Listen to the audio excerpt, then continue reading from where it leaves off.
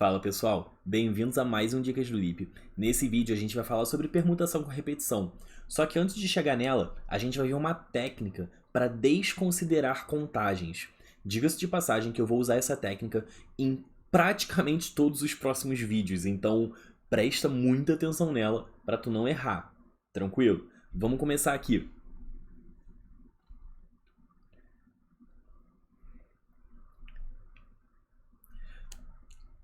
Bom,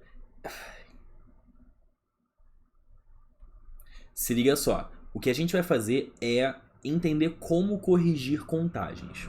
Só para ilustrar, imagina que eu estou num universo paralelo, tá? Um universo desses da Marvel aí, e nesse universo a gente só é capaz de contar de 3 em 3.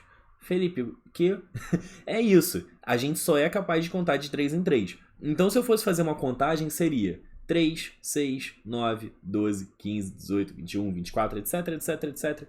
Então, digamos que eu estava contando, eu só sei contar de 3 em 3, e eu parei de contar no 24, beleza? Entendo o seguinte, eu sei essa informação, que eu só sou capaz de contar de 3 em 3. É conhecida essa informação. Também é conhecido que eu contei até o 24, beleza? O que acontece é que o 3, na verdade, está fazendo o meu papel de 1. O 6 está fazendo o papel de 2. O 9 está fazendo o papel de 3, etc, etc, etc. O 24 vai estar fazendo o papel de 8. Então, na verdade, a gente só tem 8 números aqui. A contagem foi do 1 até o 8. Só que o fato de eu ter contado 3, 6, 9, etc, etc, faz com que eu faça o quê para saber a contagem correta? Eu pego o 24, que foi a minha contagem, entre aspas, errada. No meu universo paralelo estaria correto. Eu pego o 24 e divido por quantas vezes eu repeti cada número. O 3 é como se eu tivesse contado o primeiro cara 3 vezes. O 6 é como se eu tivesse contado o segundo cara mais 3 vezes. Né? Que aí 3 com 3 vai ficar 6. O 9 é como se o terceiro cara eu tivesse contado mais 3 vezes. E assim vai. Então cada elemento distinto, eu contei 3 vezes. Visualizou? Por isso que a gente vai fazer 24 sobre 3.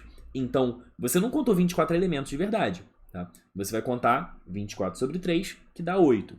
Se eu tivesse contado de 5 em 5, digamos que eu contei até os 55. 58 não dá, né? Digamos que eu contei até os 55 e eu sei que eu contei de 5 em 5.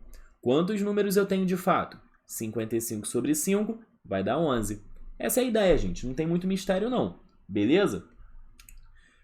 A gente vai usar essa ideia, tá, de dividir para desconsiderar contagens repetidas para provar arranjo, permutação com repetição, combinação.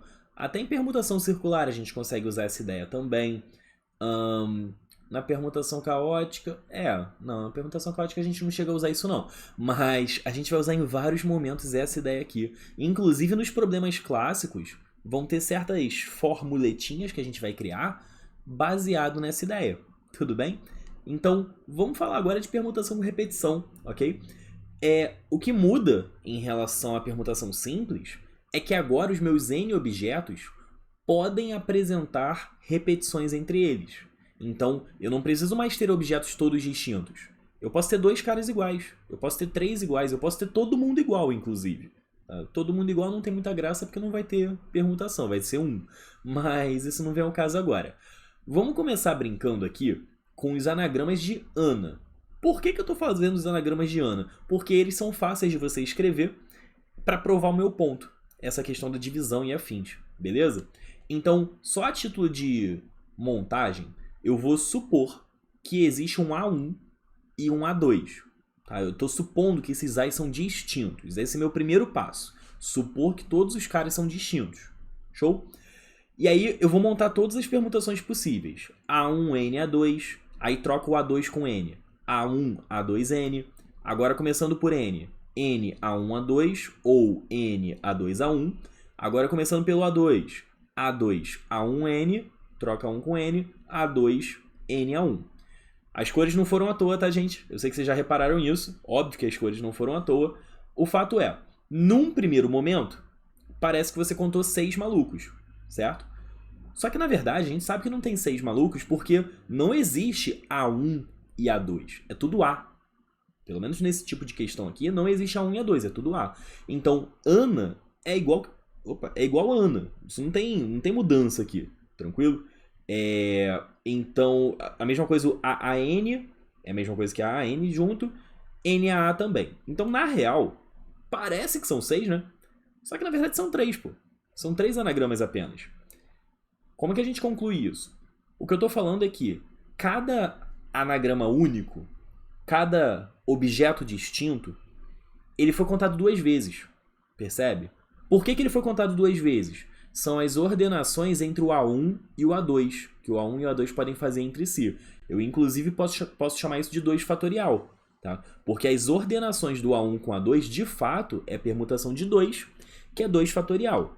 Só que o 2 fatorial é 2, então eu posso trocar um pelo outro, só que a gente vai usar o fatorial para não confundir futuramente, tranquilo? O que vai acontecer? Qual é a ideia aqui, né? Eu tenho a permutação de 3 com repetição de 2, essa é a nossa notação.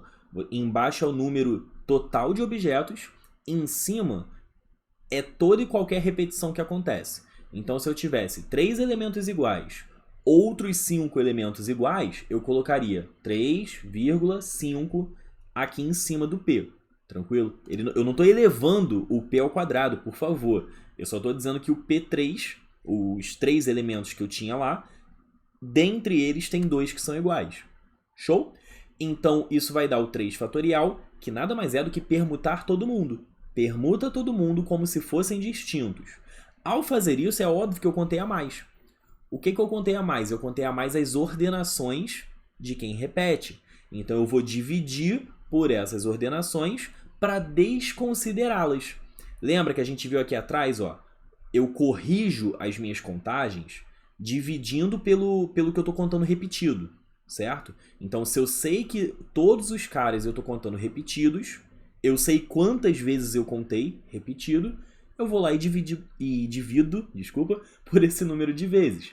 Então, esse 3 fatorial sobre 2 fatorial, como eu falei, a gente está contando como se fossem todos distintos no 3 fatorial, e no 2 fatorial a gente está dividindo para desconsiderar as repetições. Eventualmente eu vou chamar isso de desconsiderar as ordens relativas. Preste atenção nisso. Quando eu divido por uma permutação, no caso pela permutação entre os A's, tá? Supondo que eles sejam distintos, né? A1 e A2 tem 2 permutações. Então, quando eu divido por essas permutações, eu estou desconsiderando a ordem relativa entre os A's. O que eu estou chamando de ordem relativa? Aqui, não importa que o A1 está na primeira casa e que o A2 está na terceira casa. O que importa é que o A1 está na frente do A2 e o A2 está atrás. Já no outro amarelo, o A2 está na frente, o A1 está atrás. A mesma coisa que no laranja. O que importa é que o A1 está na frente e o A2 está atrás. No outro laranja, o A2 vai estar na frente e o A1 vai estar atrás. Então, para cada 2 maluquinhos aqui com a mesma cor, só um deles serve, né? No sentido de, para cada 2, eu só quero contar um. Então, por isso que a gente vai dividir por 2 fatorial mesmo. Beleza isso? Se não ficou bem clara a ideia, observa o próximo vídeo que a gente vai fazer exercício sobre esse negócio. Tranquilo? A gente já vai começar a fazer os problemas clássicos. Segura aí, daqui a pouco a gente volta. Valeu, gente!